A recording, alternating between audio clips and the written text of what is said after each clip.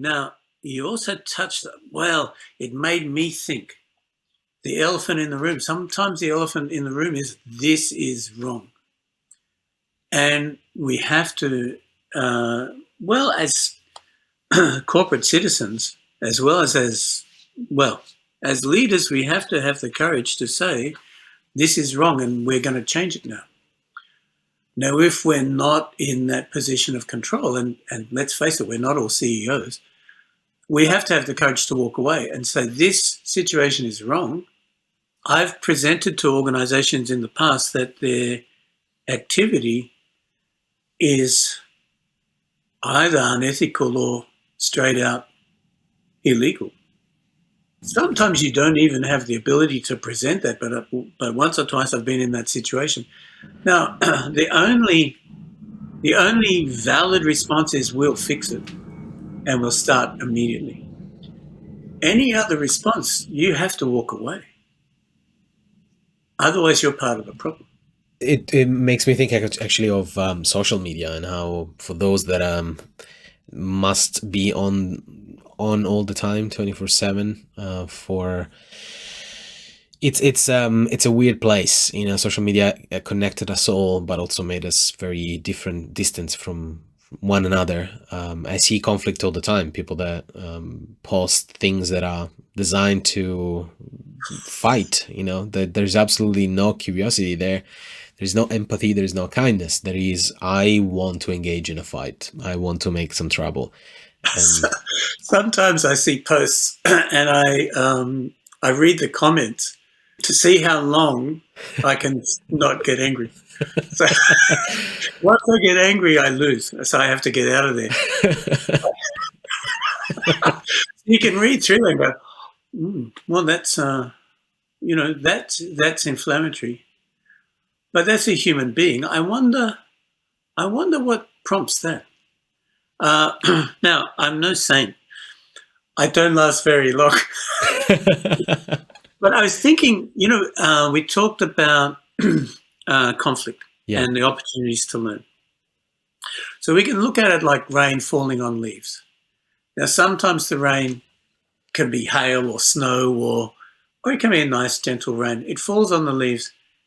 It eventually makes it to the roots and sustains the tree. So we can look at that. Conflict is coming in on us all day, every day. So we can take that, I'm driving in heavy traffic. I can essentially train my mind to not get upset. And someone gets stuck, I let them in. Mm-hmm. Someone doesn't let me go where it's okay. It's not life and death. That's what we have to realize, because I think ultimately our fear is I will die. Maybe I'm not a psychologist, or I don't understand it, but ego is really important, and managing our ego is critical.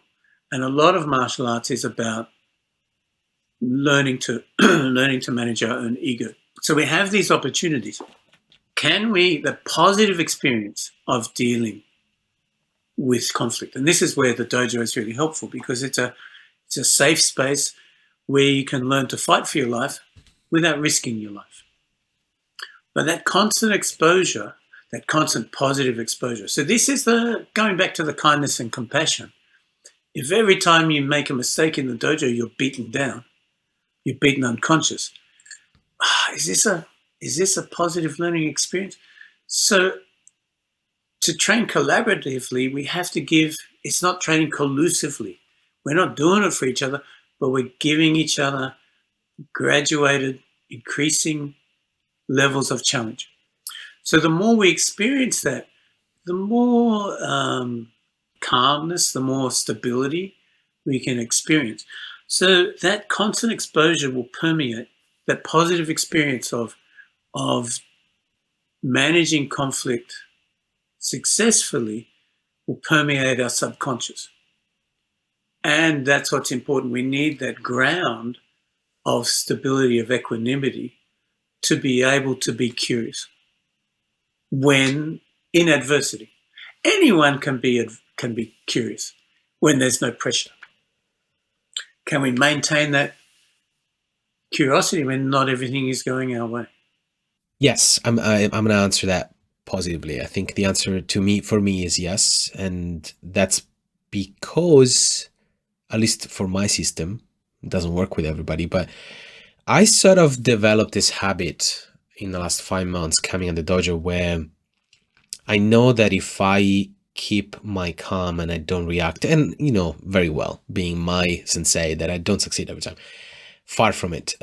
But when I do, I am rewarded with new ideas and new realization, like a positive feeling. I don't know how to describe it, but there is a positive feeling associated with, oh, I was stuck.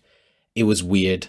I didn't know what to do. My head moved. I was clearly out of shape, but I kept at it anyways. And instead of beating myself up and thinking, what do you think you're doing, right? You're not good enough for, and I'm, all of these things that I'm talking about that can be transposed to other fields as well. You replace Aikido with machine learning or with data visualization or storytelling or data culture, anything that we do in our organizations, everything that we're supposed to do and we're not doing quite well. It's very easy to measure yourself up with people around you and thinking that, not feeling quite good enough. And that's when learning stops. That's, to me, the trigger. I know that if I compare myself with a black belt and I let my brain think, you worthless bag of bones and flesh, get out of here, what are you doing?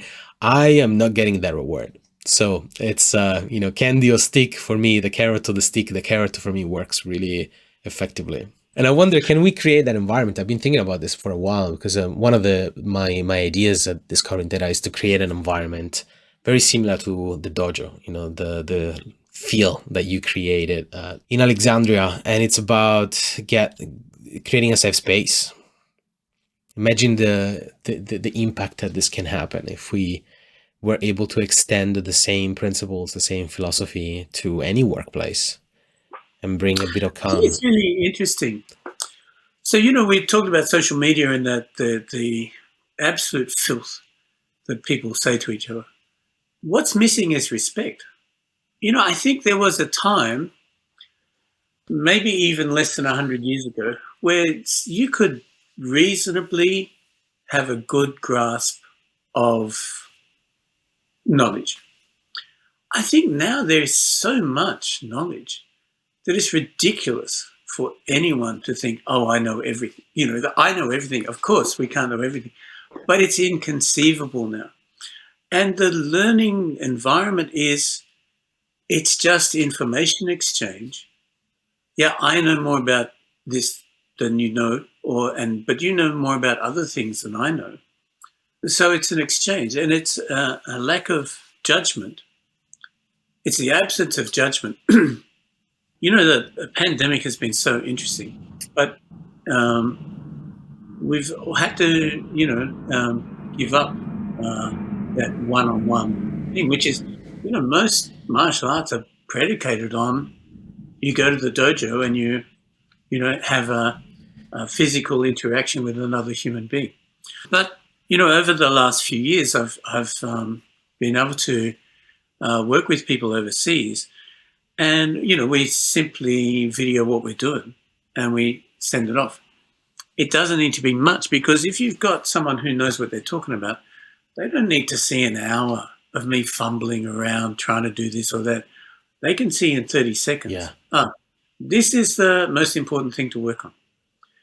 They don't need to tell me, they don't need to criticize. Why don't you know that already? Who cares? If someone doesn't have the information, they just don't have the information. There's no point telling them the other things they don't know. We just provide what's the most helpful thing right now. Yeah. And then that person has something concrete that they can work on. And then we can go back and we go, okay, that's great. Now let's work on that. But if we, well, you don't know that, and that's wrong, and that's wrong, and that's wrong, and that's wrong, this is just browbeating. Yeah. It doesn't feel So good. that's disrespectful. So you are a human being. I'm a human being. You have thoughts and feelings. I have thoughts and feelings. You have experiences, life experiences. I have life experiences.